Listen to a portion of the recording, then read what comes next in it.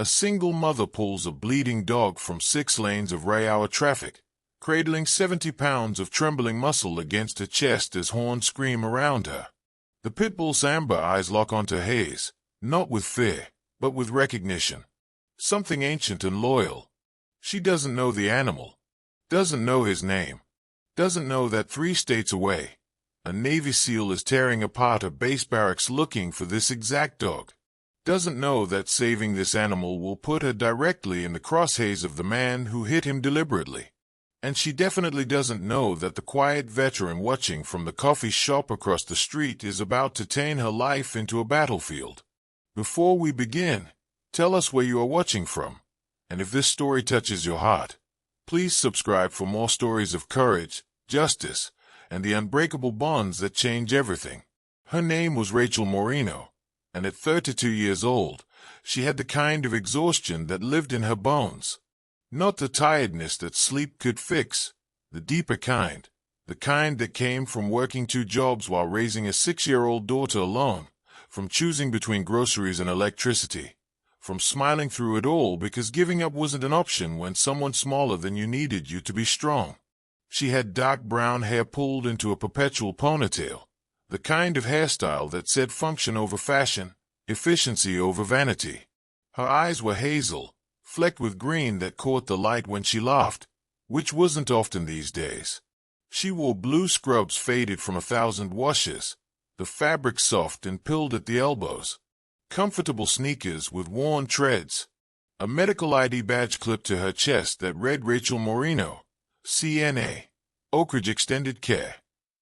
The badge photo was 3 years old, taken before her ex-husband left, before the custody battle she couldn't afford to fight properly, before the mountain of debt that seemed to grow no matter how many double shifts she pulled.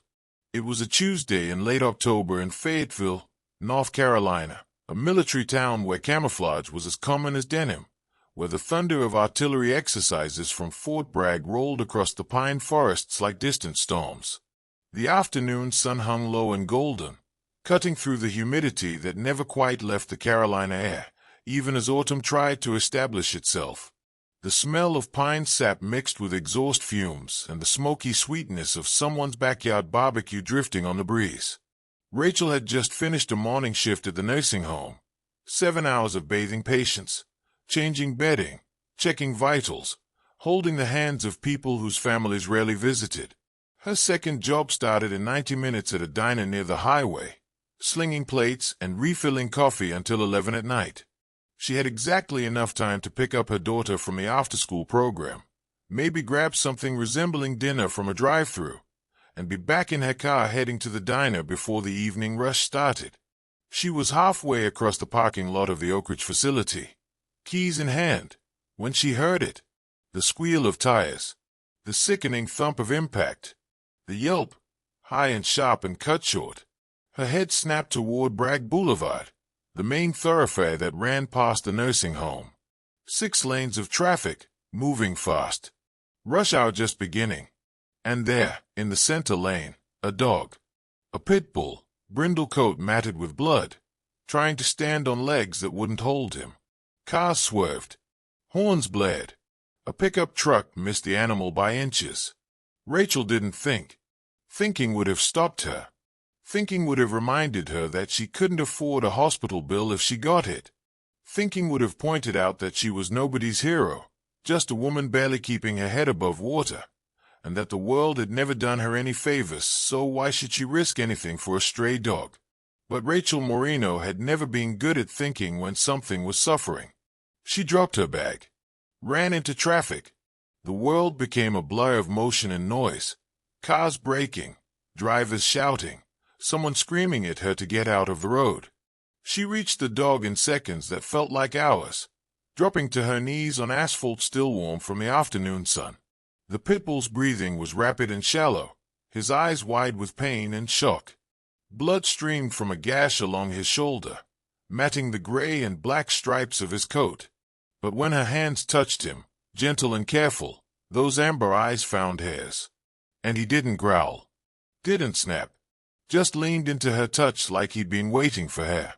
She scooped him up. God, he was heavy, all muscle and solid weight, and stood on shaking legs. A sedan was bearing down on them, the driver's eyes wide with horror. Rachel lunged for the shoulder, feet pounding pavement, arms burning with the dog's weight. She made it to the grass median as the sedan roared past, close enough that the side mirror nearly clipped her elbow. She collapsed onto the grass, the dog still cradled against her chest. Her heart hammered so hard she could feel it in her throat. The pit bull was still breathing, still conscious, his eyes locked on her face with an intensity that was almost human. A small crowd had gathered on the sidewalk, pedestrians who'd witnessed the rescue, a couple of staff members from the nursing home who'd heard the commotion. Someone was calling 911. Someone else was filming on their phone. Rachel barely noticed. She was running her hands over the dog's body, checking for breaks, for internal bleeding, for anything beyond the shoulder wound that looked worse than it was. The gash was deep but clean, probably from the car's bumper. No tire marks, which meant he hadn't been run over, just clipped. His legs seemed intact. His breathing was steadying. He was going to be okay. But he didn't have a collar. No tags. No microchip scanner available here on the street. Rachel looked up at the faces around her, concerned, curious, already starting to drift away now that the drama was over. Nobody was stepping forward to claim him. Nobody recognized him. She should call animal control. Should let the professionals handle it. Should get to her daughter's school and then to her shift and let someone else deal with this. But when she looked back down at the dog, at those amber eyes still fixed on her with complete trust, she knew she wasn't going to do that. She was going to do the stupid thing, the expensive thing, the thing that would probably bite her in the ass. She was going to save him. The veterinary clinic was 15 minutes in the wrong direction, which meant Rachel was going to be late picking up Maya. She called the after-school program from the clinic's waiting room, explaining the situation while trying not to sound as frantic as she felt, arranging for her daughter to stay an extra hour, promising she'd be there soon, hating herself for being unreliable even when she was literally saving a life. The dog, she'd started thinking of him as Tank because of his solid build and the way he seemed utterly unshakable despite his injury, was whisked into the back by a vet tech who looked at Rachel with something like admiration and something like pity. The kind of look that said you did a good thing, but you're going to pay for it. 4 to 5 minutes later, the vet emerged with Tank on a leash. The gash had been cleaned and stitched, the shoulder wrapped in white bandaging that stood out stark against his brindle coat.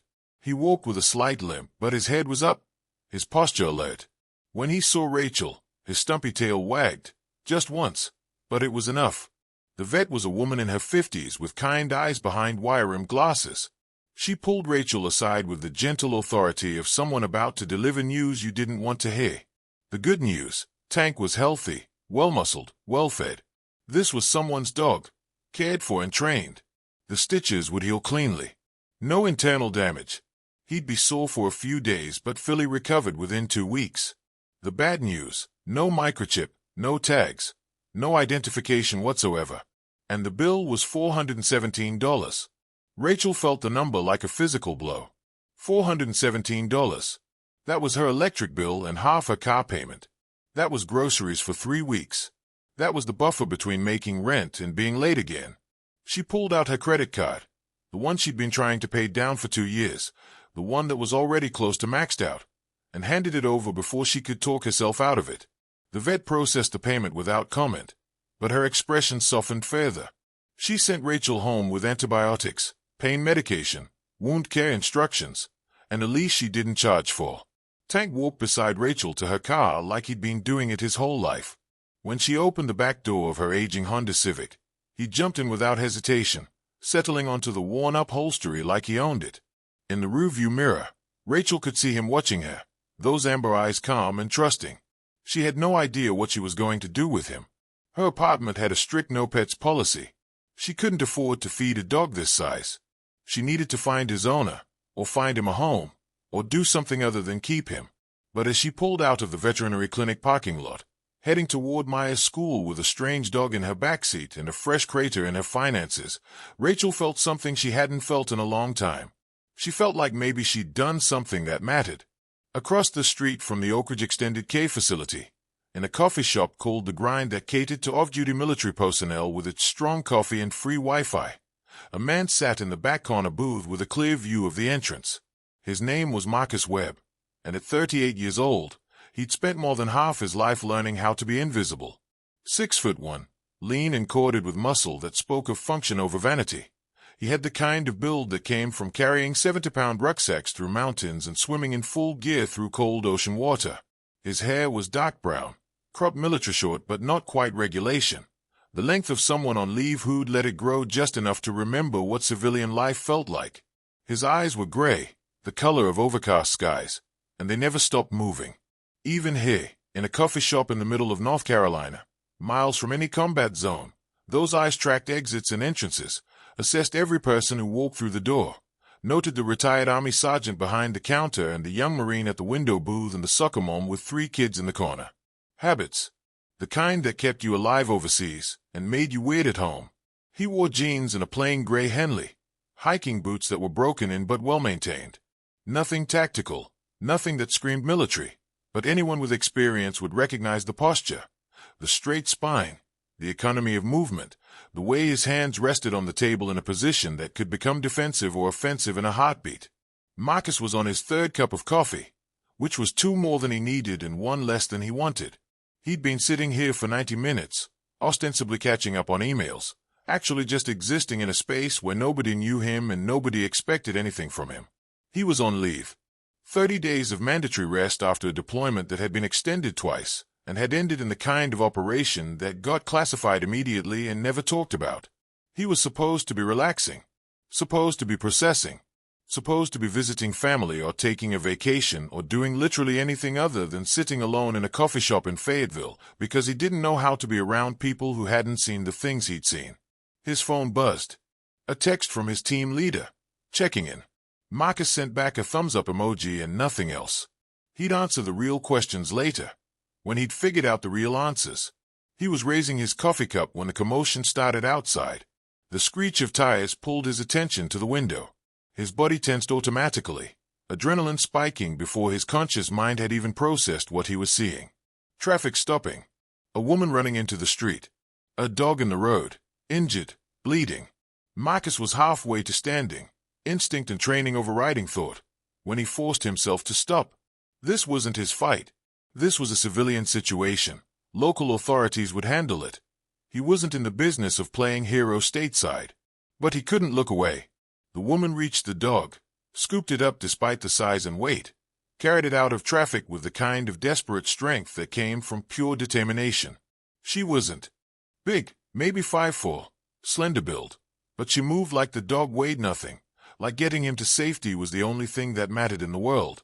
Marcus watched as she collapsed on the median, watched as she checked the animal over with careful hands, watched as the crowd gathered and then dispersed, watched as she made a phone call, stress evident in every line of her body, watched as she loaded the dog into her car and drove away, heading in the direction of the veterinary clinic 2 miles down the road.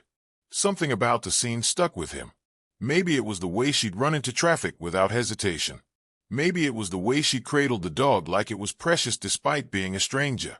Maybe it was just the sheer bone-deep exhaustion he'd seen in her posture, the kind of tired he recognized from mirror reflections and team members at the end of impossible missions. She'd look like someone barely holding on, and she'd still stop to save something that couldn't save itself. Marcus settled back into his booth, finished his coffee, told himself he'd witnessed a good deed by a good person and that was the end of it. But 20 minutes later, when he saw her car return, driving slower now, a brindle shape visible in the backseat, he was still watching.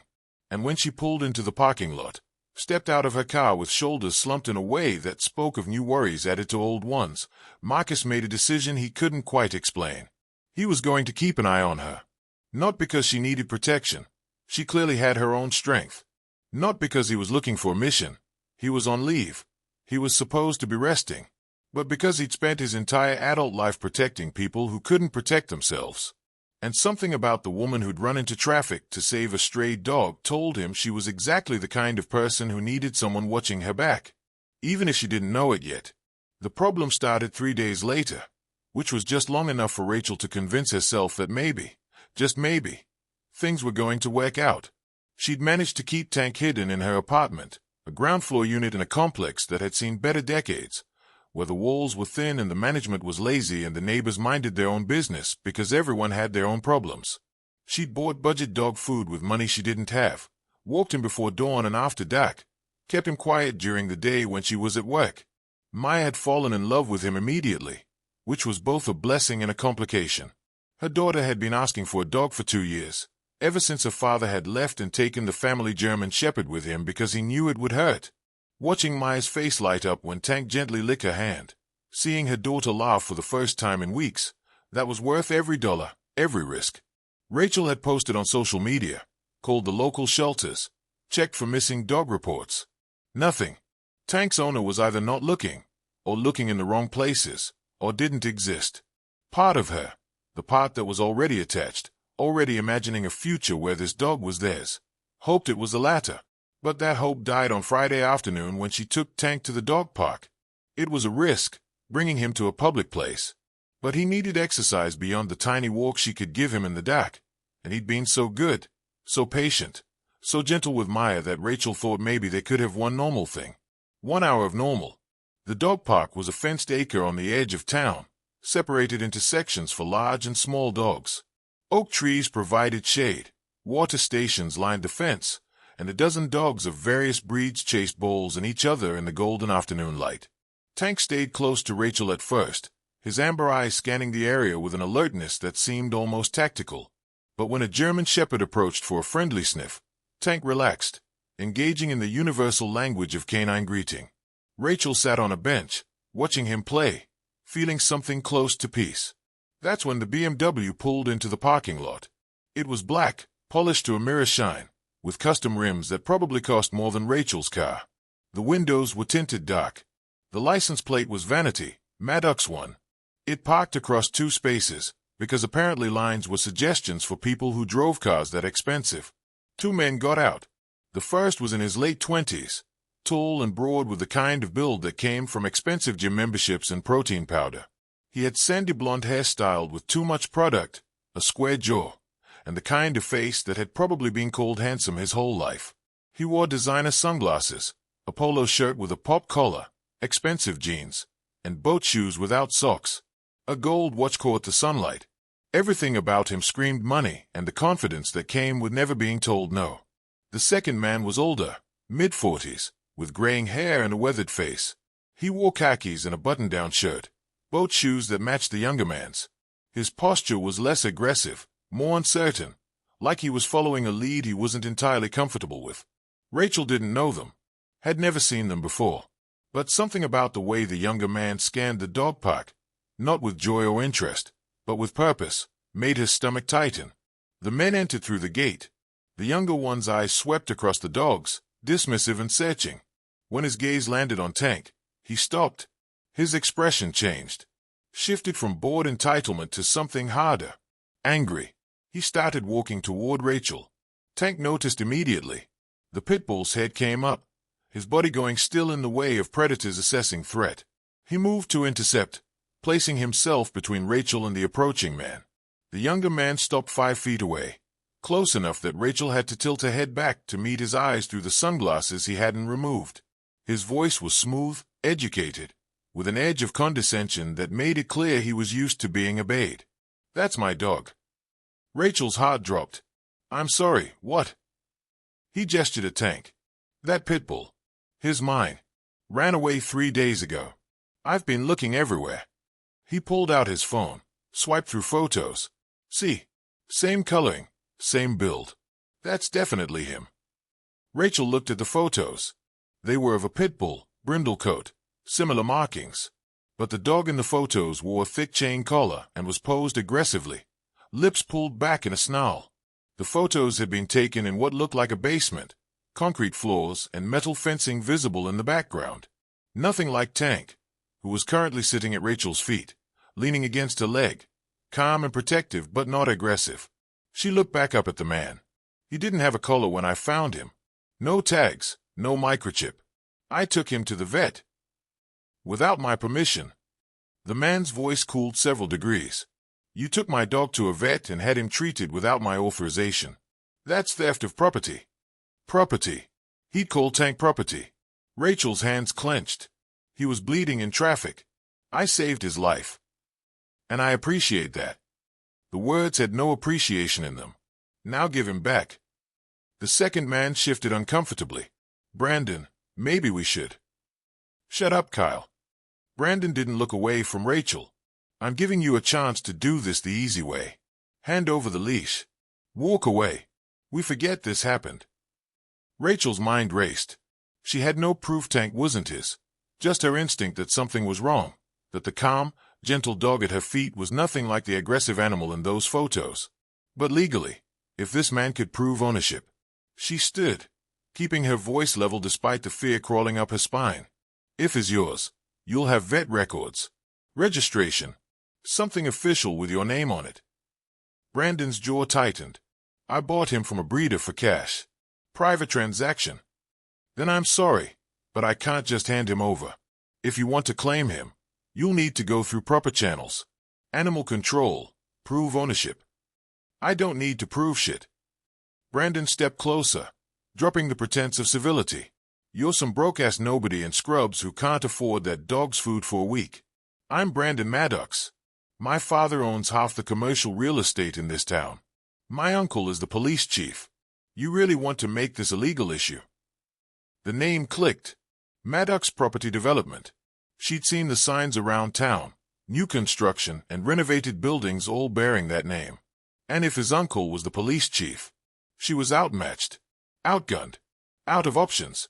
But when she looked down at Tank, at the way he leaned into her leg, at the trust in his eyes, she couldn't do it. I'll need to see documentation. Until then, I'm keeping him safe. Brandon's expression went from annoyed to dangerous. You're making a mistake. Rachel held her ground, even as her heart hammered. Other dog owners were watching now, the park's casual atmosphere shifting to something tense and uncomfortable.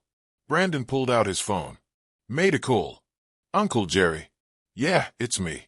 I've got a situation at the Oak Street Dog Park. Some woman stole my dog and won't return him. Can you send a unit? He paused, listening, then smiled without warmth. Rachel Moreno. Yeah, I can wait. Rachel's stomach dropped. He knew her name. How did he know her name?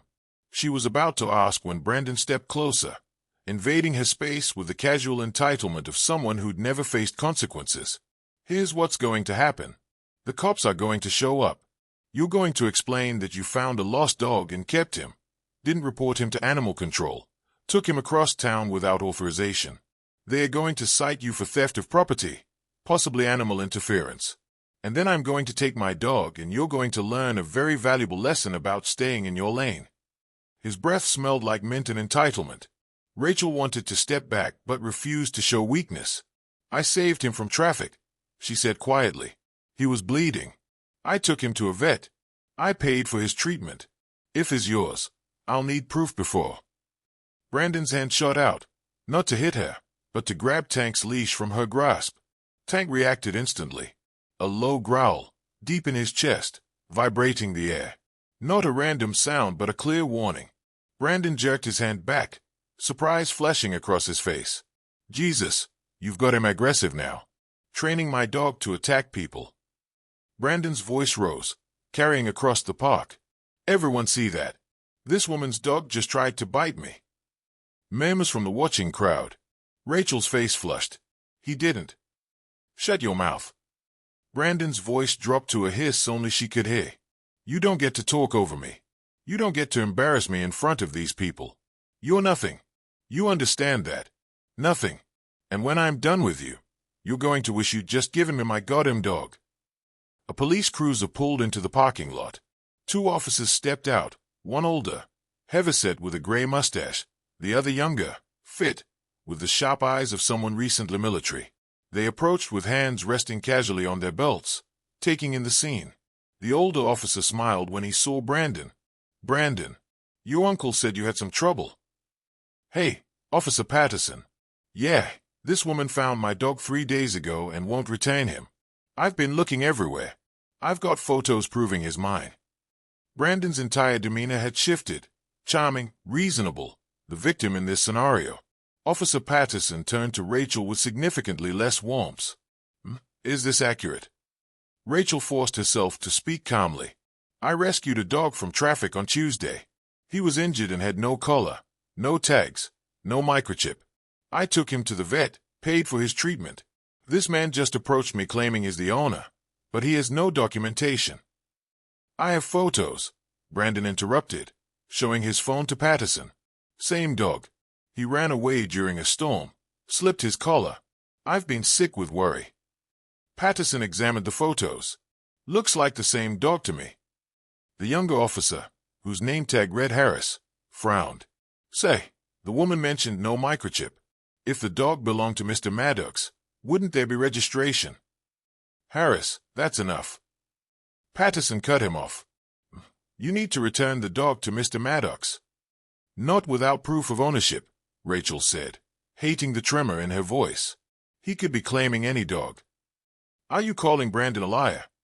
Patterson's expression hardened. Because I've known this young man since he was a kid. His family does a lot of good in this community. And frankly, you look like someone who might not be above keeping a valuable dog because you can't afford your own. The words hit like a slap. Rachel felt her face burn. That's not. I'm going to ask you one more time to hand over the leash. Patterson's hand moved closer to his belt. Not to his gun, but the implication was clear. Or we can do this the hard way. The park had gone silent. A dozen witnesses, and not one was speaking up. Not one was challenging this obvious injustice. Rachel looked down at Tank. The Pitbull looked back at her, those amber eyes steady, trusting her to protect him. She couldn't. She was one woman with no power, no money, no connections. Against the police. Against the Maddox family. Against the entire system. Her hand loosened on the leash. Tank whined softly. Rachel's vision blurred with tears she refused to let fall. If he's hurt, he won't be. Brandon's smile was victorious and cruel. He just needs proper training. The kind that teaches dogs and people their place. He took the leash from her hand. Tank resisted, planting his feet, looking back at Rachel with confusion and betrayal. Brandon yanked hard, jerking the dog forward. Tank yelped, his injured shoulder still healing. Hey! Rachel lunged forward. Officer Harris caught her arm. Don't make this worse, Harris said quietly. His grip was firm but not painful. His eyes said, I'm sorry, but I can't help you. Brandon dragged Tank toward the gate. The Pitbull struggled, trying to tame back, but Brandon yanked again, harder. He loaded the dog into the BMW's backseat. No crate, no seatbelt, just shoved him in and slammed the door. Before getting into the driver's seat, Brandon turned back to Rachel with a smile that promised nothing good. By the way, I'd start looking for a new apartment if I were you. Your landlord and my dad go way back. He drove away. The BMW's engine roared. Too loud, too aggressive. Compensating for something. Rachel stood frozen in the parking lot. Officer Patterson already walking back to his cruiser. Harris lingering just long enough to say, I'm sorry, before following his partner.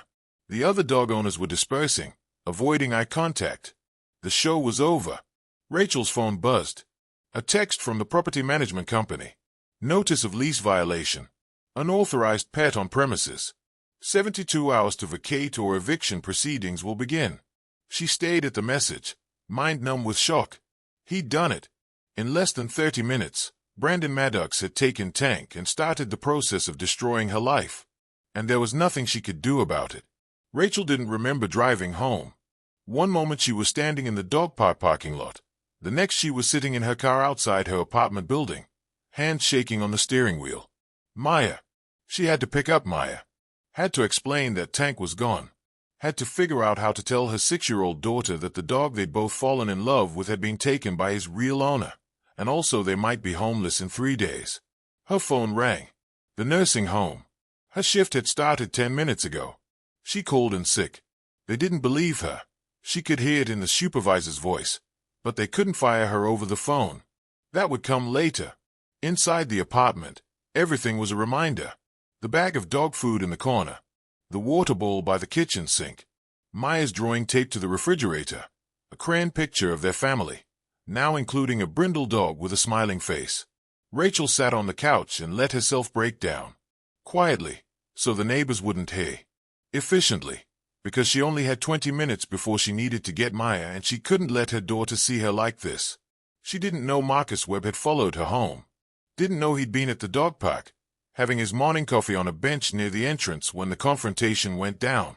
Didn't know he'd watched the entire scene with growing tension, his military instinct screaming at him to intervene while his civilian reality reminded him he had no authority here. Marcus sat in his truck 3 spaces down from Rachel's Honda, running through what he'd witnessed with the methodical analysis of someone trained to assess threats. The scenario: young woman rescues dog. Entitled asshole claims ownership without proof. Police support the asshole. Woman is threatened with eviction and loses the animal she'd saved and paid to treat. The players: Brandon Maddox, name rang a bell, property development family, known for political connections. Officer Patterson, older cop, clearly on the take or at minimum biased toward local money. Officer Harris, younger, conflicted, probably decent but outranked.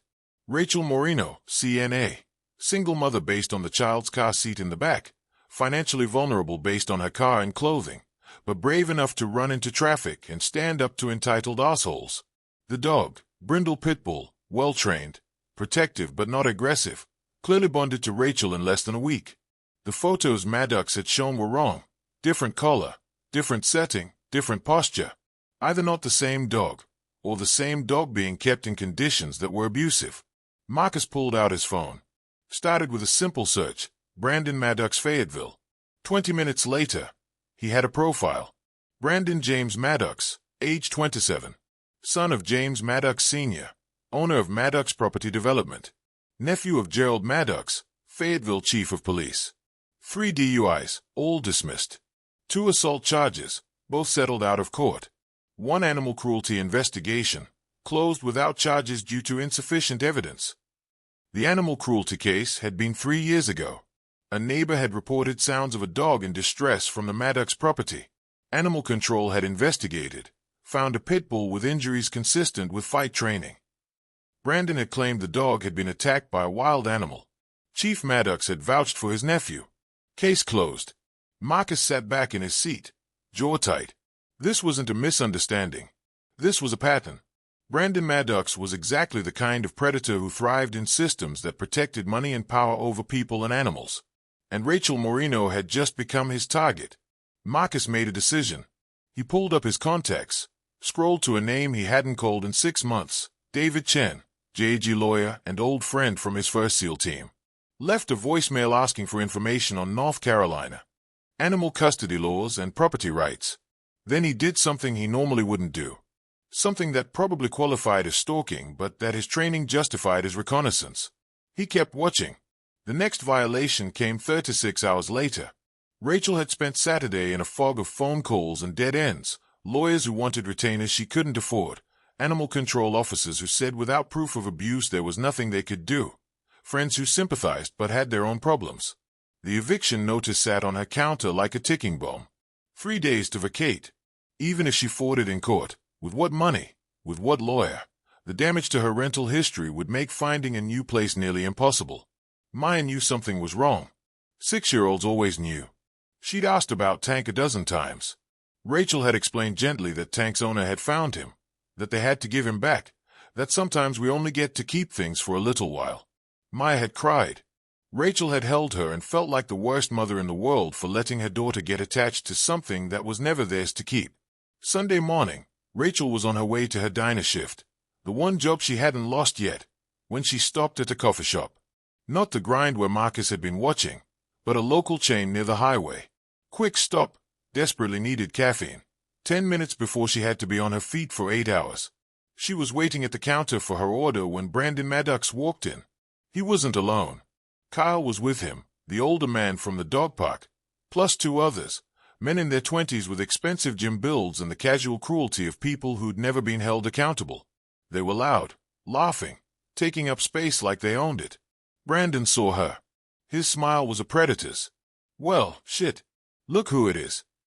He approached, his friends following. The dog thief. Rachel's heart rate spiked. She forced herself to stay calm. I'm just getting coffee. I don't want trouble. Don't want trouble. You should have thought about that before you stole my dog and made me look like an asshole in front of half the town. Brandon moved into her personal space. Too close. Deliberately close. You know what I found out? You've been posting on social media, asking around, implying I'm some kind of animal abuser. That's slander, sweetheart. That's a lawsuit. I never mentioned your name. Rachel's voice came out steadier than she felt. I was just trying to find his original owner. I am the original owner. Brandon's voice rose. The coffee shop went quiet. And you know what else I found out? You've been skipping shifts. Cold and sick yesterday. Got written up at your nursing home gig last month for being late. Real reliable employee. Huh? How long before you're fired from both jobs? How long before you can't afford that shitbox apartment or food for that kid of yours? Rachel's hands clenched. Leave my daughter out of this. Or what? Brandon leaned in, his breath hot on her face. What are you going to do? Call the cops? My uncle? File a complaint? Go ahead. See how far that gets you. One of his friends laughed. Dude, leave her alone. She's not worth it. Oh, she's worth it. Brandon's eyes never left Rachel's. She needs to learn a lesson about respecting her betters. That's when Marcus Webb walked in. He'd been parked outside. Following Rachel's movements had become part of his morning routine, a fact he didn't examine too closely because it was easier to justify as reconnaissance than admit he was personally invested in protecting a stranger. He'd watched her pull into the coffee shop parking lot, seen the BMW arrive 2 minutes later, and known immediately this wasn't coincidence. He'd given it 5 minutes. Enough time to see if Maddox would leave. When the raised voices carried through the door, his decision was made. Marcus entered the shop with the casual grace of someone who knew exactly what he was capable of.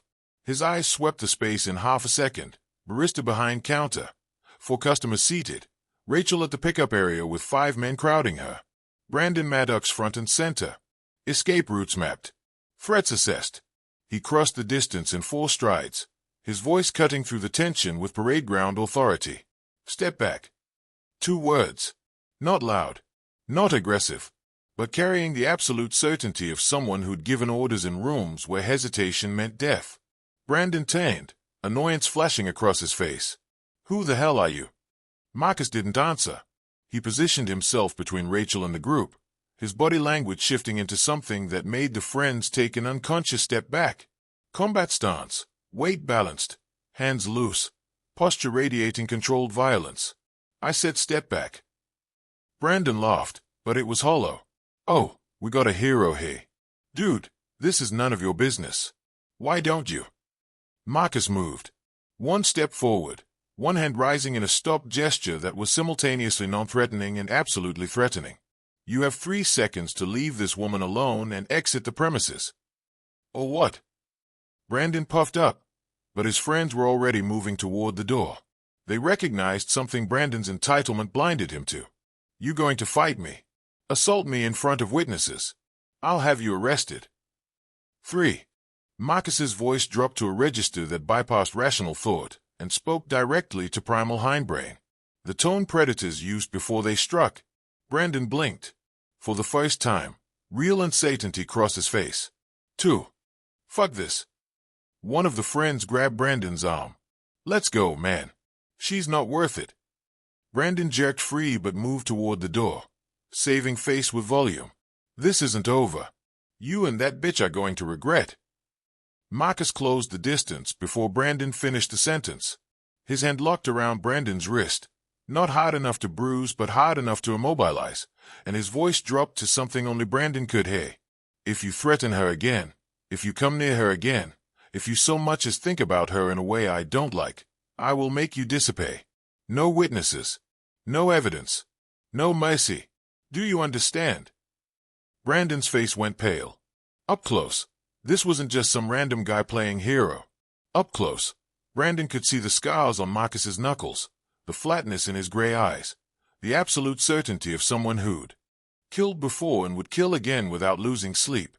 Do you understand? Marcus repeated. Yes. The word came out strangled. Marcus released him.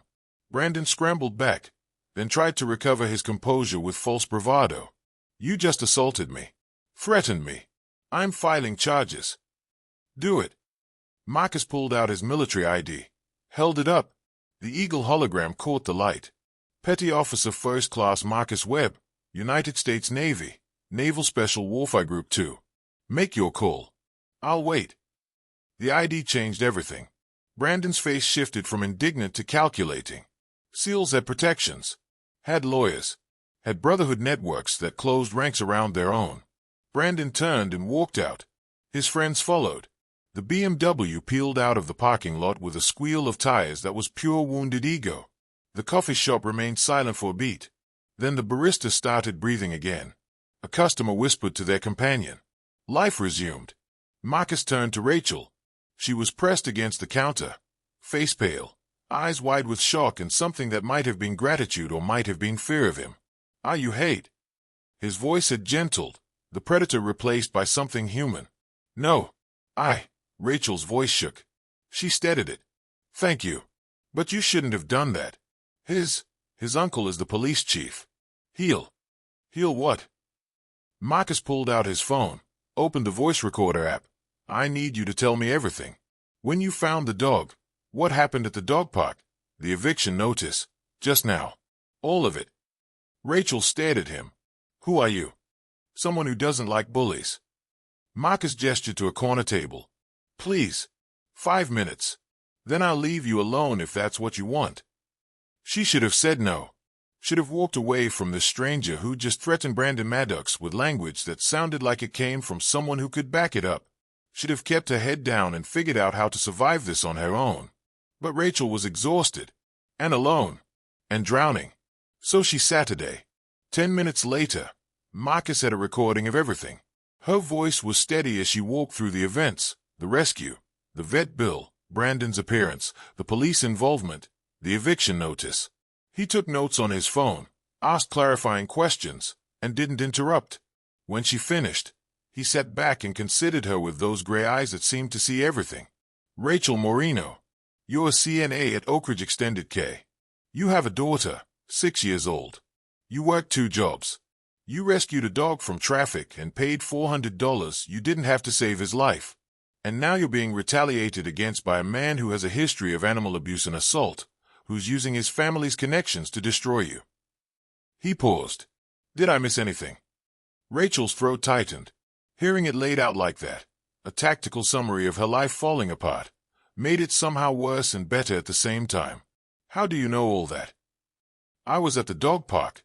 I've been keeping an eye on the situation. Marcus saw her expression shift toward alarm and raised a hand. Not stalking. Reconnaissance. There's a difference. Not a legal one. Fair point. He almost smiled. Look, I'm going to be honest with you. This situation is wrong. Brandon Maddox is using his family's power to hurt you because he can. The police won't help. The system won't help. You need someone who operates outside the system. And that's you. That's me. Rachel studied him, really looked at him for the first time. The military bearing she'd been too stressed to notice. The scars on his hands. The way he sat with his back to the wall and eyes on the door. The ID he'd shown Brandon. You're really a Navy SEAL. I really am. Why do you care about this? About me? Marcus was quiet for a long moment. Because I spent the last 15 years protecting strangers overseas. And I come home and find out people like Brandon Maddox get to terrorize people like you with zero consequences. That doesn't sit right with me. Rachel felt tears threaten and blinked them back. I appreciate what you did. But you can't fix this. He's going to evict me. He's probably going to get me fired. And that dog, her voice broke. That dog isn't even his. I know he's not. The way Tank looked at him, the photos, the whole thing feels wrong. But I can't prove it. And even if I could, who would believe me over the Maddox family? I would. Marcus leaned forward. And I can prove it. But I need your permission to get involved. This could get complicated. I'm on leave for another 3 weeks. After that, I deploy. But until then, I have time, resources, and a very specific set of skills that apply to situations like this. Rachel laughed, a broken, desperate sound. That's a taken reference. It's also true. Marcus held her gaze. Let me help. No strings. No expectations. Just let me balance the scales a little. She should have said no. Should have thanked him and walked away and handled her problems like she always did, alone and overwhelmed and barely surviving. But when she looked into those steady gray eyes, she saw something she hadn't seen in a long time. She saw someone who meant what they said. "Okay," Rachel whispered. "Help me." Marcus made 3 phone calls before leaving the coffee shop. The first was to David Chen, his JAG lawyer friend, explaining the situation and asking for legal documentation of North Carolina animal custody laws. The second was to a contact at a private investigation firm in Raleigh, a former SEAL who owed Marcus a favor and specialized in background checks. The third was to Rachel's apartment complex, posing as her cousin and asking about the eviction notice. The property manager had been apologetic but firm. The complaint had come directly from the owner, Mr. James Maddox Sr.'s zero-tolerance policy on lease violations. Nothing to be done. Marcus thanked her and hung up, turned to Rachel, who was watching him work with a mixture of hope and disbelief. "The eviction is a bluff," he said. "They can't legally evict you in 72 hours. North Carolina law requires 30 days minimum, and that's after a formal court process. They're counting on you not knowing your rights." Rachel's eyes widened. "So I don't have to leave. You have to respond to the notice in writing, stating you dispute the claim and demand a court hearing. My lawyer friend is drafting that now. We'll have it to you within the hour." Marcus checked his phone. "In the meantime, we need to deal with the dog." "How?" "Brandon has him. Even if we could prove Tank isn't his. The police already." "The police made a determination based on insufficient evidence and family bias. We're going to get real evidence." Marcus pulled up a satellite image of the Maddox property on his phone. "Brandon lives here. Gated community, security cameras, the whole setup. But his father's property development company has a warehouse facility on the south side of town. Industrial area. That's where the animal cruelty investigation happened 3 years ago. You think that's where Tank is?" "I think if Brandon is doing what I suspect is doing, training dogs to fight, he's not keeping them at his residence where neighbors can complain. He's keeping them somewhere isolated." Marcus zoomed in on the warehouse image. "I'm going to check it out tonight." Rachel grabbed his arm. "That's illegal. Breaking and entering. If you get caught." "I won't get caught." Marcus said it with such flat certainty that Rachel believed him. "But I need you to do something for me. Go home. Document everything. The vet bills, the eviction notice, every interaction with Brandon. Save those social media posts you made about finding a lost dog. Build a paper trail. Can you do that?" "Yes." Rachel's voice steadied. "What are you going to do with it?" "I'm going to make sure that when we take this public, we have evidence that can't be dismissed." Marcus drove Rachel back to her apartment. She'd been too shaken to drive herself, and waited until she was inside before leaving. Then he spent the afternoon preparing with the same methodical precision he'd use for an operation overseas. Equipment check, night vision monocular, lockpick set, tactical flashlight, phone with camera, fingerless gloves, dark clothing. Vehicle prep, license plate cover to obscure numbers from cameras, gas tank full, 2 escape routes mapped. Intel gathering, street view images of warehouse, local police dispatch scanner app installed, contact list of media outlets in the area. At 11 p.m., Marcus drove to the Maddox Development Warehouse. The facility was exactly what he'd expected, a squat concrete building surrounded by chain-link fence, motion lights at the corners, 2 security cameras at the entrance, a single car in the parking lot, a beaten-up pickup that didn't match Brandon's BMW. Marcus parked 3 blocks away and approached on foot, moving through shadows with the muscle memory of 1,000 night operations. The fence was 8 feet high but no razor wire. He scaled it in seconds, dropping into the compound without sound. The motion lights stayed off. He'd stayed in their blind spots, approaching from angles the polar-placed cameras couldn't cover. Amateur security. Adequate for deterring random trespassers, useless against someone with training. He reached the main building, tested the door. Locked, but standard commercial grade. 30 seconds with the pick set and he was inside. The smell hit him immediately. Dog waste, blood, fey. The smell of suffering. Marcus moved through the building with his flashlight on red filter, minimizing visibility. The front section was a standard warehouse. stacked building materials, tools, construction equipment. But in the back, behind a locked metal door he picked in 4 to 5 seconds, was something else. 6 chain-link kennels, each 10 feet square. 5 were empty. The 6th held a brindle pit bull that raised its head when Marcus entered, amber eyes reflecting the red light. Tank. The dog didn't bark, just watched as Marcus approached, tail giving one cautious wag. Recognition, maybe, or hope. Marcus photographed everything.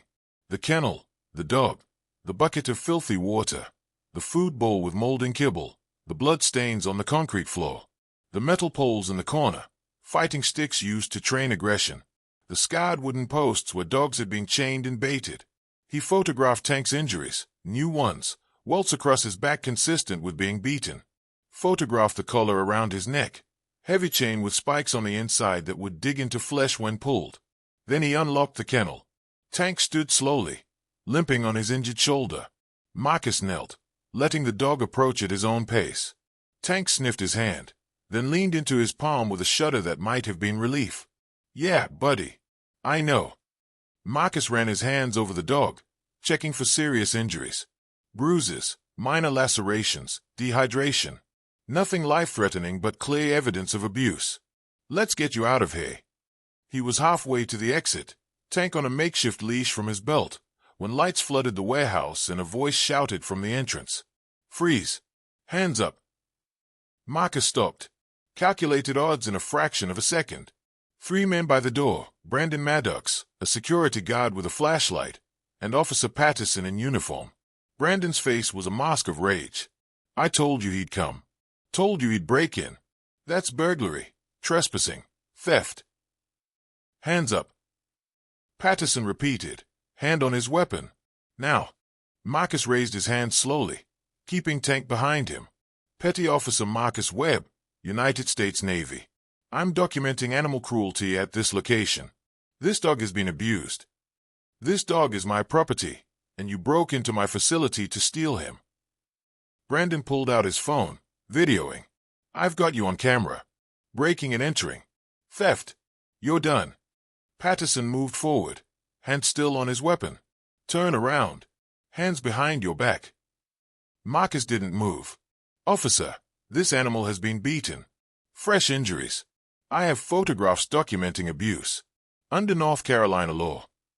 You don't get to break the law and then lecture me about laws." Patterson was right behind him now. "Hands. Now."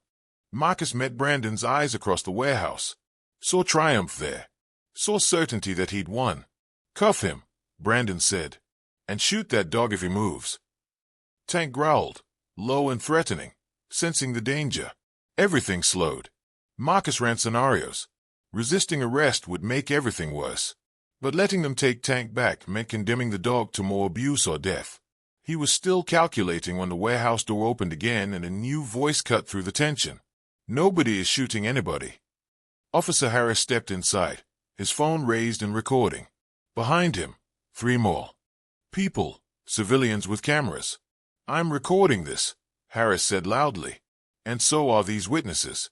Petty Officer Webb called in a report of animal cruelty 2 hours ago. I'm here responding to that report. Whatever you're about to do, Chief Patterson, think carefully, because it's going to be documented." Patterson froze. "Harris, what the hell are you doing?" "My job." Harris's voice was steady, protecting and serving, not covering up animal abuse for connected families. Brandon's face went purple. "You little shit, I'll have your badge." "Actually, you won't." Harris moved into the warehouse, gesturing at the kennels, the fighting equipment, the conditions. "Because this is a crime scene, and I'm calling animal control and the DA's office right now." He did exactly that, speaking clearly into his phone while his camera kept recording. Patterson looked between Harris, Brandon, and Marcus. The calculation was visible on his face. How much trouble was this worth? "This is bullshit," Patterson muttered. But he took his hand off his weapon. "Webb, you're still under arrest for breaking and entering." "Do it in front of the cameras," Marcus said calmly. "Make sure you explain why you're arresting a service member for documenting a crime. I'm sure the media will be very interested." Patterson hesitated. Uncertainty now. The situation had shifted out of his control. Brandon tried one more time. That's my dog. You can't just... Actually, I can. Harris moved to Tank, photographing the injuries, the spiked collar. This animal is evidence. His going into protective custody pending investigation. Investigation of what? Brandon's voice rose. I didn't do anything. Tell it to the DA. Harris looked at Marcus. Petty Officer Webb, I'm going to need your statement in those photographs. Marcus handed over his phone without hesitation. Everything's documented. Time-stamped. GPS tagged. The next hour was a blur of statements and phone calls. Animal control arrived, took Tank into custody with promises he'd be held safely and checked by a veterinarian. A detective showed up, not under Maddox's control, and took everyone's statements separately. Brandon stormed out after his lawyer arrived, shouting threats that his family would bury them all. Patterson left without a word, his face dark with fury. Harris stayed, finishing paperwork with methodical precision. When it was just him and Marcus, he finally spoke. Why'd you call me? Harris asked. Why not Patterson? Why not your own CO? Because I saw your face at the dog park. You knew it was wrong. I gambled you'd care more about doing right than keeping your boss happy. Marcus stuttered, the younger officer. Was I wrong? No, Harris exhaled. But I'm probably fired. Probably. But you'll sleep better. Harris almost smiled. That Navy SEAL honor code. Something like that. Marcus drove straight to Rachel's apartment, arriving at 2 a.m. with Tank in his backseat. He'd convinced Animal Control to release the dog into his custody after proving he was working with Rachel, the woman who'd originally rescued the animal. It bent a few rules, but Harris had backed him up. Rachel opened the door in pajamas, eyes red from crying or not sleeping or both.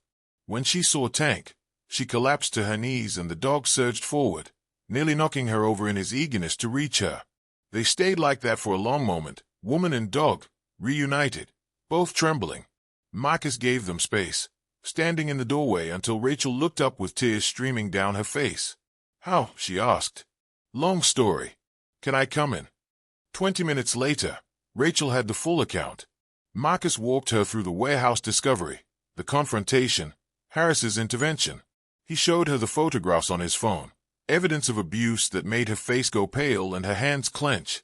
Brandon did that to him. Brandon or someone working for him.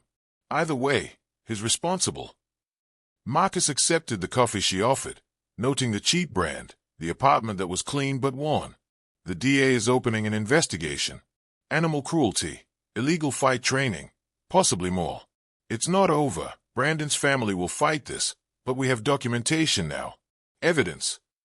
And the eviction. My lawyer sent the response letter. You're protected for at least 30 days, probably longer. They'd have to take you to court. And with everything that just happened, I doubt they'll want that attention. Rachel sank into her couch, Tank immediately pressing against her leg. She buried her fingers in his fur. I don't understand why you're doing this. You don't know me. This isn't your problem. Marcus was quiet for a moment. I joined the Navy to protect people. Spent my entire adult life doing that overseas. And then I come home and I see people like Brandon Maddox, bullies with money and connections, hurting people who can't fight back. And I realize that sometimes the fight isn't across the ocean. Sometimes it's right here. You could get in trouble. Your career. I'm a SEAL. My career is built on doing impossible things and not asking permission. He met her eyes. And for what it's worth, I think you're pretty damn brave. Running into traffic to save a dog you didn't know. Standing up to Brandon at the dog park even though you knew you'd lose. Not giving up even when the system was stacked against you. That's courage. That's worth protecting. Rachel's throat tightened. Thank you. I don't know how to repay you. You don't need to. Marcus stood. But I need to warn you. Brandon's going to retaliate. His family is powerful. Even with the investigation, even with the evidence, they are going to come after you. Legal threats, social pressure, maybe worse. You need to be ready for that. I don't have a choice, do I? Not unless you want to roll over and let him win. Marcus pulled out a card, his personal cell number written on the back. Call me if anything happens. Anything at all. I'm staying in town for the next 3 weeks. After that, I deploy, but I'll set you up with people who can help. Rachel took the card. Where are you deploying? Can't say, but I'll be out of contact for 6 months minimum. Then we need to finish this in 3 weeks. Marcus smiled, the first real smile she'd seen from him. Yay, we do. The retaliation came faster than Marcus expected, which told him Brandon Maddox was either stupid or desperate. Probably both. Rachel called at 6 a.m. Voice tight with panic. They are taking Maya. Marcus was out the door before she finished explaining. He made it to her apartment in 8 minutes, breaking half a dozen traffic laws. Rachel met him outside, still in her work scrubs from the overnight diner shift, face pale and eyes wild. My ex-husband. He just called. Said he's filing for emergency custody. Said I'm housing a dangerous dog and exposing our daughter to unsafe conditions. He never cared about Maya. He left. He stopped paying support. But now suddenly he wants custody. The Maddoxes got to him. Marcus's mind raced through scenarios. Paid him or threatened him or both. When's the hearing? Tomorrow. Family court, 9 a.m. I can't afford a lawyer, Marcus. And even if I could, he'll say I'm unstable, that I'm keeping illegal animals, that I'm getting evicted. None of which is true. The dog is legally in your custody pending investigation. The eviction notice was invalid, and you're the most stable person I've met. Marcus gripped her shoulders gently. Breathe. We're not losing this. How can you be sure? Because I'm not fighting fair. He pulled out his phone, made a call. David. It's Marcus. I need a family law attorney in Fayetteville by tomorrow morning. Best one you know. And I need them to work pro bono or bill me later. Yeah, it's the same case. The Maddoxes are escalating. I know. Thanks. He hung up. You'll have representation. A good one. Rachel's eyes filled with tears. I can't ask you to pay. You didn't ask. I'm offering. Marcus checked his watch. We have 18 hours to prepare.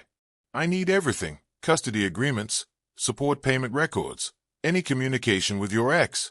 And I need to know everything about him. Name, address, employment, weaknesses.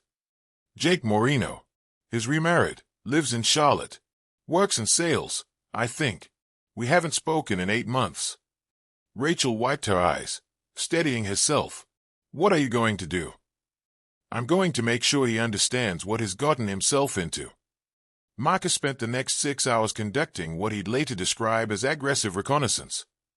He tracked down Jake Moreno's address, his employer, his social media profiles, his financial records, available through databases his PI contact could access. What he found painted a picture of a man who'd abandoned his family and moved on without looking back. 0 child support payments in the last year. Social media full of vacation photos and expensive purchases, while his ex-wife worked 2 jobs. But the most interesting discovery was a call log from 2 days ago. A 4 to 5 minute conversation with a number registered to Maddox Property Development. Marcus made a call of his own.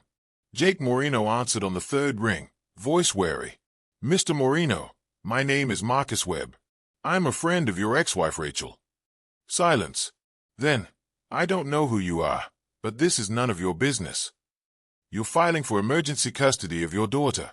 A daughter you haven't supported or contacted in 8 months. That became my business the moment it hurt Rachel. Marcus kept his voice pleasant. I'm curious, how much did the Maddox family pay you to do this? More silence. I don't know what you're talking about. Sure you don't. Let me explain what's going to happen. Tomorrow, you're going to call your lawyer and withdraw the custody petition. You're going to issue a statement saying you were mistaken about the unsafe conditions. And you're going to disappear back to Charlotte and leave Rachel alone. Jake's laugh was nervous. Or what? You going to threaten me? I'll call the cops. You could. But then I'd have to share some interesting information with your current wife. Like the 3 dating app profiles you're running. Or the transactions at the Platinum Club Gentleman's establishment. Or the fact that you're not actually working in sales. You got fired 6 weeks ago and haven't told anyone. Marcus paused. Your new wife comes from money, doesn't she? I wonder how she'd feel about all of this. The silence stretched long. You're bluffing. Try me. Another pause. What do you want? I told you. Withdraw the petition. Issue a statement. Dissipate. If you do that, your secrets stay secret. If you show up to that hearing tomorrow, your life gets very complicated very fast. The Maddoxes, they said they'd. The Maddoxes don't control me. And unlike them, I actually follow through on my threats. Marcus let that hang. Your choice, Jake. Do the right thing, or find out what happens when you don't. The call ended. Marcus wasn't sure if Jake would fold, but he'd planted the seed. While Marcus handled the custody threat, his PI contact, a former SEAL named Rodriguez who ran a private investigation firm in Raleigh, was digging into the Maddox family's business dealings. What Rodriguez found was a pattern of corruption that went deeper than dogfighting. Maddox Property Development had a history of aggressive land acquisition, buying properties from owners who'd recently experienced financial hardship, legal troubles, or mysterious code violations. Digging deeper, Rodriguez found connections between the hardships and Maddox family members. Properties that failed inspection right before Maddox wanted to buy them. Business owners who faced sudden legal troubles after refusing to sell. A pattern of pressure and exploitation. The dogfighting was just one piece. Brandon Maddox was using his family's resources to run an illegal fighting ring, but his father's company was using similar tactics, intimidation, corruption, systemic pressure, to build a real estate empire. Rodriguez compiled everything into a dossier. Property records, witness statements, financial transactions, police reports that had been buried. It was damning. It was also complicated. The kind of thing that would take months to prosecute, assuming they could find a DA willing to take on the Maddox family. Marcus reviewed the dossier in Rachel's apartment while she was at work, Tank sleeping at his feet. The dog had recovered quickly, physical wounds healing faster than emotional ones. He was still skittish around strangers, still protective of Rachel to the point of aggression when anyone approached too fast. But with her and with Marcus, he was gentle, loyal, a reminder of what he'd been before Brandon Maddox tried to turn him into a weapon. Marcus's phone buzzed. Text from David Chen, the JAG lawyer. Found something. Call me. Marcus called. Your instinct was right, David said without preamble. That dog, Tank, is not Brandon Maddox's. He's registered to a chief petty officer stationed at Naval Station Norfolk. German Shepherd handler with the Navy's K9 unit. The dog went missing 6 weeks ago during a training exercise near Fayetteville. He's been listed as lost ever since. Marcus felt something cold settle in his chest. A military working dog. Not officially. Tank is the handler's personal dog, but is trained in protection and detection. Probably worth tens of thousands if you count the training. Brandon Maddox or someone working for him stole a Navy dog. That's federal. That's federal, David confirmed. And it means the Navy has jurisdiction. You need to contact the handler, verify the dog's identity, and get the Navy involved. This stops being a local corruption issue and becomes a federal crime. Marcus thanked him and hung up. Made another call, this time to Naval Station Norfolk, asking for the K9 unit. 20 minutes and 3 transfers later, he was speaking to Chief Petty Officer Ryan Nakamura, who'd been searching for his dog for 6 weeks. The conversation was brief. Marcus explained who he was, where Tank was, and what had happened. Nakamura's relief was palpable through the phone. He could be in Fayetteville by tomorrow, could bring identification records, could verify Tank's identity through a microchip the vet had missed, a military-grade chip that required specialized scanners. I'm going to bury whoever took him, Nakamura said quietly. I don't care who his family is. Get in line, Marcus replied. That evening, Marcus took Rachel and Tank to a park on the edge of town. Not the dog park where the confrontation had happened, but a hiking trail where they could have privacy. Maya was with a friend for sleepover, giving Rachel a rare evening off. They walked in comfortable silence, Tank moving between them with alert watchfulness. The dog had appointed himself Rachel's guardian, and Marcus approved. The training was still there, the discipline, the awareness, the controlled strength. Brandon hadn't broken him, just traumatized him. Can I ask you something? Rachel said as they reached a clearing overlooking the town. The sun was setting, painting the sky in shades of orange and gold. Yay. Why didn't you just walk away? After the coffee shop. You'd done enough. You'd scared off Brandon. You could have left it there. Marcus watched Tank investigate a tree. The dog's movements cautious but curious. I made contact. I created the target. That made you my responsibility. That's not a real answer. It's the military answer. Marcus turned to face her. The real answer. I spent 15 years fighting bad guys overseas. And I'm good at it. Really good. But every time I come home, I see the same shit. People with power abusing people without it. Systems that protect the wrong people. And I think, what's the point of fighting over there if I ignore it over here? Rachel studied him in the fading light. You're not what I expected. What did you expect? I don't know. Someone harder. More detached. But you care. Maybe too much. Maybe. Marcus whistled softly. Tank's head came up, attention locking on him. Come here, buddy. The dog approached, still limping slightly. Marcus knelt, running his hands over Tank's shoulders, checking the healing wounds. Rachel, there's something you need to know. Tank isn't a stray. He's a trained protection dog owned by a Navy chief stationed in Virginia. He was stolen 6 weeks ago. Rachel's eyes widened. What? Brandon or someone working for him stole him. Probably saw an expensive, trained dog and figured they could use him for fighting. But Tank's owner is coming tomorrow to verify identity. When he does, this becomes a federal case. So Tank, I have to give him back. To his real owner, yeah. Marcus saw her face fall and understood. She'd bonded with the dog. So had Maya. But the good news is Brandon Maddox is going to face federal charges. Theft of military property. And it means the Navy will be involved in taking him down. That's good. Rachel's voice was small. It's just, Maya really loves him. I know. Marcus hesitated, then said, Nakamura's a good guy. When this is over, maybe you two can arrange visits. Or maybe he'll let Maya video call with Tank. It's not the same as keeping him, but it's something. Rachel nodded, wiping her eyes. This is stupid. I only had him for a week. It's not stupid. You saved his life. You fought for him.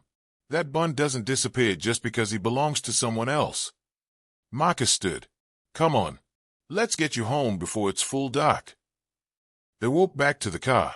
Marcus kept checking their surroundings, habit and instinct. Something felt off. Too quiet. No other cars in the parking area despite the decent weather. He was unlocking Rachel's car when the BMW pulled into the lot. Brandon got out. He wasn't alone. 3 men with him, bigger and meaner looking than the friends from a coffee shop.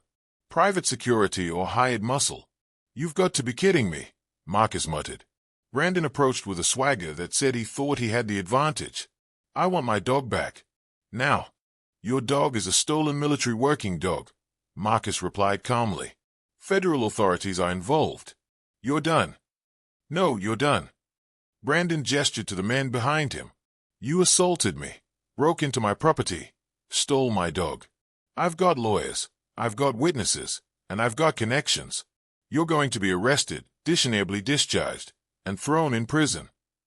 Is that what your uncle told you? Marcus positioned himself between Rachel and the approaching men. Tank growled low, sensing threat. My uncle is preparing the arrest warrant right now. Brandon smiled. And when you're gone, I'm taking that dog and finishing what I started.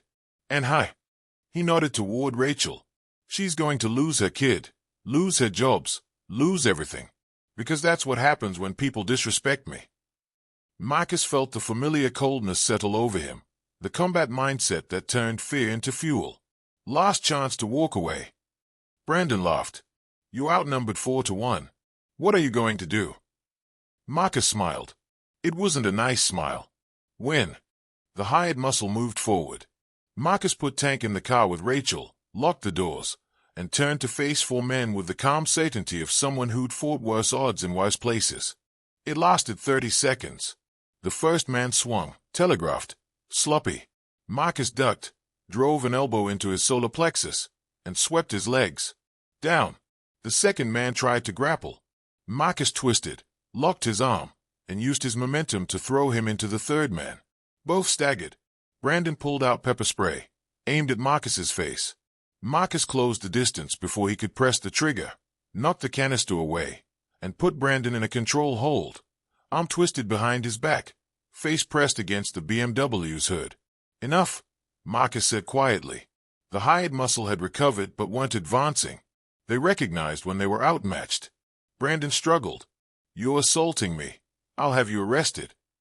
You approached us in an isolated location with armed men. That's assault with intent. I defended myself and a civilian. Marcus twisted Brandon's arm just enough to hurt. But here's what's really going to happen. Tomorrow, Chief Petty Officer Nakamura is coming to identify his dog. The dog you stole. The Navy is going to press federal charges. And all of your uncle's connections won't mean shit against federal prosecutors. My father will bury you.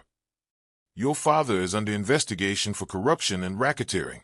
I've got a dossier 2 inches thick documenting your family's illegal business practices. The only question is whether you're smart enough to take a deal or stupid enough to go down with him. Marcus released him. Step back. Get out of here, Brandon. While you still can. Brandon stumbled back, face red with rage and humiliation. But he didn't advance again. The muscle helped him into the BMW. They drove away, tires squealing. Marcus turned back to the car. Rachel was staring at him through the window, eyes wide. He opened her door. You okay? There were 4 of them. I've had worse odds. Marcus checked his phone. No missed calls, no alerts. We need to go. Brandon's going to do something stupid, and I want you somewhere safe when he does. Brandon's next move came that night. Not violence. Marcus had taken that option off the table, but something potentially more damaging. Social media. Brandon posted on every platform he had, Facebook, Instagram, Twitter, claiming that a dangerous individual was harassing his family, had broken into his property, assaulted him multiple times, and was now hiding a vicious dog that had attacked someone. The posts were carefully crafted lies mixed with enough truth to be believable. Photos of the warehouse break-in. Video of the parking lot confrontation edited to show Marcus attacking unprovoked. Testimonials from friends about how Brandon was just trying to recover his stolen property. Within 2 hours, the posts had thousands of shares. Local Facebook groups were lighting up with outrage. People who'd never met Marcus or Rachel were calling for his arrest, claiming the military was protecting a violent criminal. Marcus watched it unfold with clinical detachment. His good, he admitted to Rodriguez over the phone. Controlling the narrative, playing victim. If we don't counter this fast, public opinion will crucify us before the investigation even starts. So we counter it, Rodriguez said. I know a journalist, investigative reporter, specializes in corruption stories. If I give her the dossier and connect her with Rachel and Officer Harris, she'll run with it. Do it.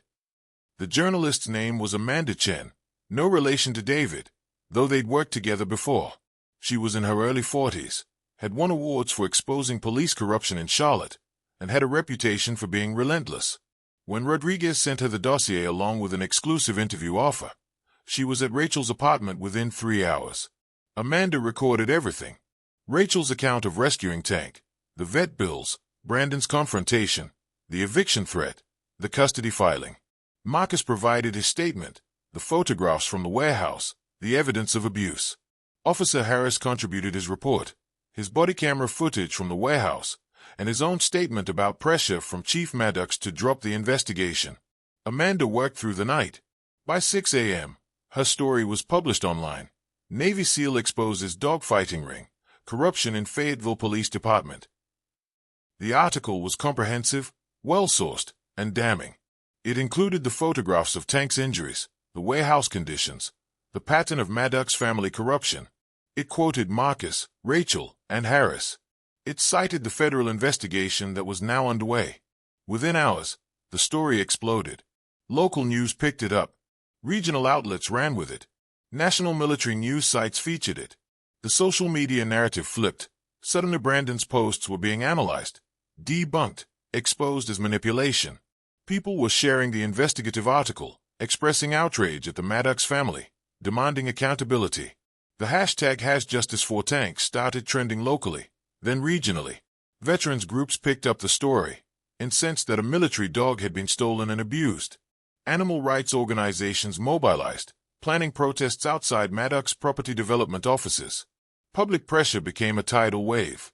The mayor's office released a statement announcing an independent review of the police department's handling of the case.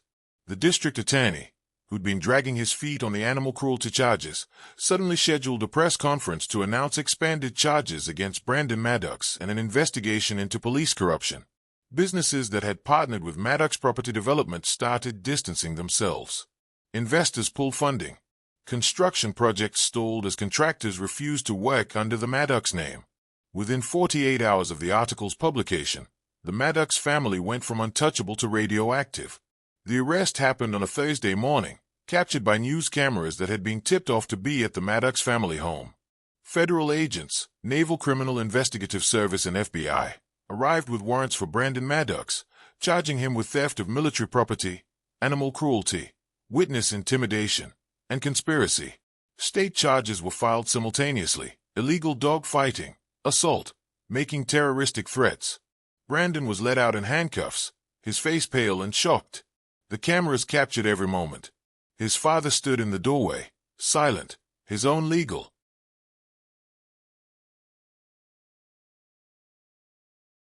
troubles mounting. Chief Maddox had been placed on administrative leave pending an internal affairs investigation. Marcus watched the news coverage from Rachel's apartment, Tank resting at his feet. Rachel was beside him, holding Maya, explaining in age-appropriate terms that the bad man who'd hurt Tank was being arrested. "Is Tank going to be okay now?" Maya asked, her small hand buried in the dog's fur. "Yeah, sweetie," Rachel said softly. "Tank's going to be okay." But they both knew the truth. Tank wasn't theirs to keep. Chief Petty Officer Nakamura arrived that afternoon, a fit Japanese-American man in his 30s with kind eyes and a tattoo sleeve visible under his rolled shirt sleeve. When Tank saw him, the dog's entire body language changed. He surged forward, tail wagging so hard his whole back end moved, and Nakamura dropped to his knees to embrace the dog he'd been searching for. "God, I missed you, buddy," Nakamura whispered into Tank's face. "I'm so sorry. I'm so sorry."